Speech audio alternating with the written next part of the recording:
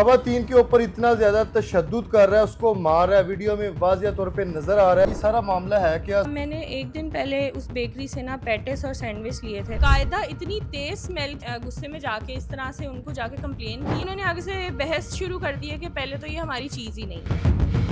मैं इतनी बेवकूफ़ तो नहीं हूँ कि 200-250 रुपए के सैंडविच के पीछे मैं एक पूरा प्री प्लान्ड की चीज़ जाके क्लेम करूँगी। वो मुलाजिम ने मेरे साथ बदतमीजी शुरू कर दी और इसी तरह से बात बढ़ती। वहाँ से वॉकआउट करने लगी हूँ ना, तो उसने मुझे पीछे से ना गाली निकाली। फिर एक दफ़ा मुड़ के मैंने उससे ना पूछा है तुमने मुझे क्या कहा, तो उसने मुझे वो फिर गाली रिपीट, हाँ मैंने तुम्हें यही कहा। हम लोग इतने आम तो नहीं है अब औरत के बाहर जाओ और लोग आपको गालियाँ निकालने लग जाएं, छेड़ने लग जाएं।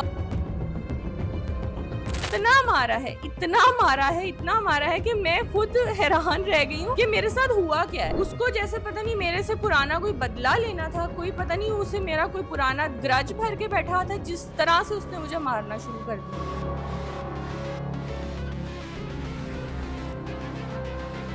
बिस्मिल्लाहिर्रहमानिर्रहीम, अस्सलाम वालेकुम नाज़रीन, आप देख रहे हैं CMG डिजिटल।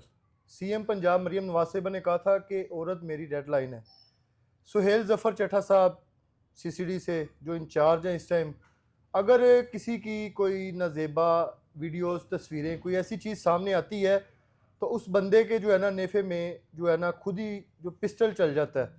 अब यहाँ पे एक वीडियो बहुत ज़्यादा वायरल हो रही है सोशल मीडिया पे भी कि एक शख्स जो है ना खतून के ऊपर एक स्टोर के अंदर, एक बेकरी, इतनी मशहूर बेकरी है, उसके अंदर उसका सुपरवाइज़र आई थिंक या मैनेजर है या फिर वहाँ पे जो काम करता है मुलाजिम है, खवातीन के ऊपर इतना ज़्यादा तशद्दुद कर रहा है, उसको मार रहा है, वीडियो में वाज़िया तौर पे नज़र आ रहा है। आखिर ये मामला है क्या? हमारे साथ विक्टिम मौजूद है, इनसे जानते हैं। अस्सलाम वालेकुम। अच्छा मेरी बहन, मुझे ये बताइएगा कि ये सारा मामला है क्या? सोशल मीडिया पे एक वीडियो बहुत ज़्यादा वायरल हो रही है जहाँ पे एक शख्स जो है ना आपको इतना ज़्यादा मार रहा है और आसपास जो वर्कर खड़े हुए हैं वो देख रही हैं। ये मामला क्या है? आप लेने क्या गई हैं? कोई सैंडविच, कोई बिस्किट, कोई ब्रेड, कोई अंडे, क्या चीज़ें लेने गई थी? मैंने एक दिन पहले उस बेकरी से ना पैटिस और सैंडविच लिए थे, जो कि उसी रात पैटिस तो उसी वक्त ख़राब निकल आए थे। ठीक ठीक है। है, मैंने उस बात को इग्नोर किया कितनी क्योंकि चीज़ें ली थी टोटल आपने? पैटिस, सैंडविच, बिस्किट्स, बाकर खानी, काफ़ी मक्खन, ठीक है, इस तरह काफ़ी 3-3,500 तक का सामान मैंने लिया था। ठीक है। ठीक है, तो लेके तो मैं नेक्स्ट पैटिस तो उसी वक्त ख़राब निकल आए थे, तो मैंने उस चीज़ को इग्नोर किया। मैंने कहा छोड़ो कोई बात नहीं। आपने फिर बाइट ली है? कोई स्मेल आ हाँ, रही थी? हाँ, क्या था? बाकायदा इतनी तेज़ स्मेल थी कि मैंने ट्राई किया कि अच्छा मैं एक और बाइट लेती हूँ, मेबी मुझे टेस्ट ना अच्छा लगा हो, बट अ, वो सही ख़राब था कि मैं उसको खा नहीं सकी दूसरी बाइट के बाद। ठीक है। ख़ैर मैंने उस चीज़ को नहीं इतना वो किया। जब मैंने नेक्स्ट डे उस सैंडविच को खोला है, तो उसमें से इतनी स्मेल आ रही थी और वो एक्सपायर्ड भी था। ठीक है। तो मेरे घर के बिल्कुल साथ ही बेकरी है, तो मैंने गुस्से में जाके इस तरह से उनको जाके कंप्लेन की है कि ये देखें आपका सैंडविच है और पैटिस है, ये ख़राब हैं। तो उन्होंने आगे से बहस शुरू कर दी है कि पहले तो ये हमारी चीज़ ही नहीं है, स्लिप लेके आएँ, पर्ची लेके आएँ।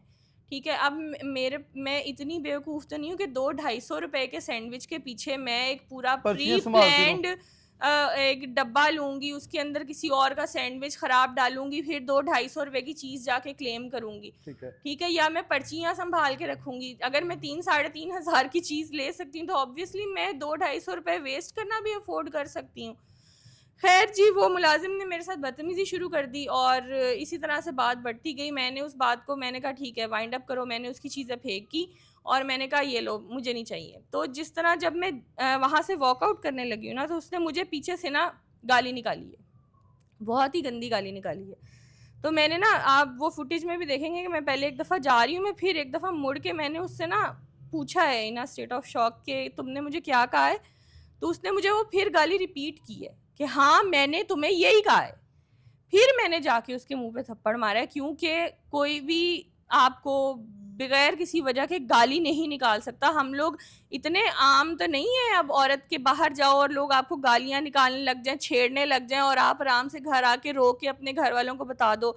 मेरा नहीं ख्याल कि इतना मजलूम ये पंजाब रह गया हुआ जो कि मरियम नवाज साहिबा ने हमारे लिए ये वाला पंजाब बनाया ना, safe city and all that. तो फिर इसके अंदर आप अपना दिफा तो सबसे पहले करेंगे।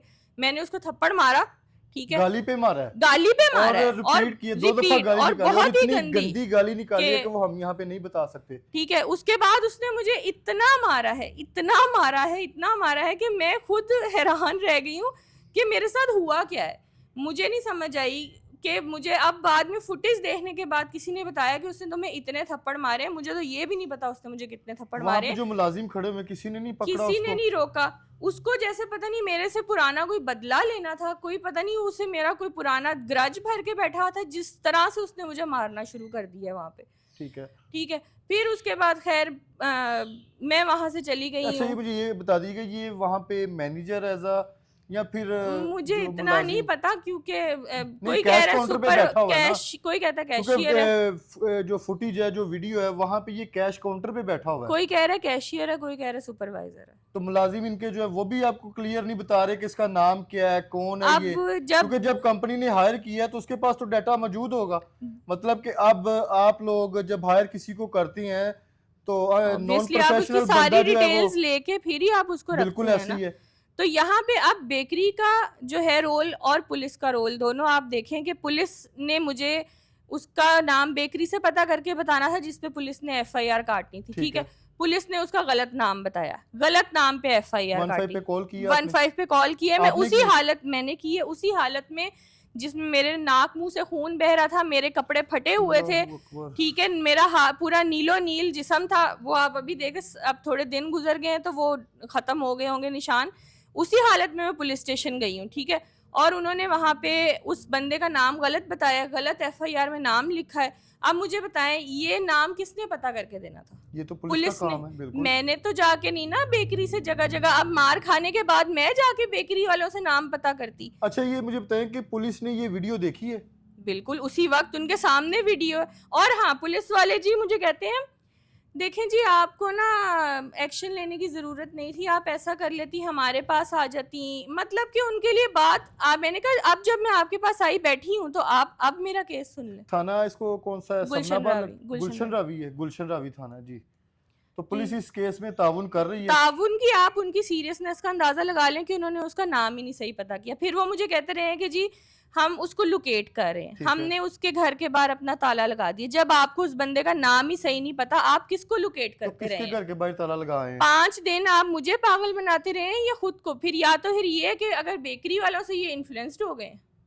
ठीक है, अब आप खुद ही इन लोगों से पूछ लें कि ये पुलिस वाले जो हैं, आईओ साहब जो हैं, वो उन्होंने किससे पूछ क्या के। नाम है आईओ का? आईओ जिसके का पास नाम अवैस है इन्वेस्टिगेशन? और एक शहजाद है, और एसएचओ साहब का मुझे पता नहीं, वो मेरे से मिले नहीं। उन्होंने जी मुझे बुलाया ज़रूर था, लेकिन 1.5-2 घंटे उन्होंने मुझे अपने ऑफिस के बाहर बिठाई रखा और वो मेरे से मिले नहीं। उन्होंने कहा जी अंदर हमारे मेहमान आए हुए हैं। ये हमारे एक बंदा, एक विक्टिम, जो कि मैं उस दिन मार खा के उसी हालत में, उसी ट्रॉमा में बैठी हूँ, और वो बंदा फिर वहाँ पे पुलिस हमें बाहर बुला के ऐसे जलील करती है। सीएम पंजाब मरियम नवाज साहिबा और आईजी पंजाब साहब, डीआईजी फैसल कामरान साहब, आपने कहा था कि अगर कोई ऐसी एक्टिविटी होती है तो उस पर फ़ौरन एक्शन होगा। पर्चा हो गया है, अब नाम उसमें गलत है, ठीक है, वो तो इनको पता है बेहतर, लेकिन अब काम आ जाता है डीआईजी इन्वेस्टिगेशन ज़ीशान रज़ा साहब।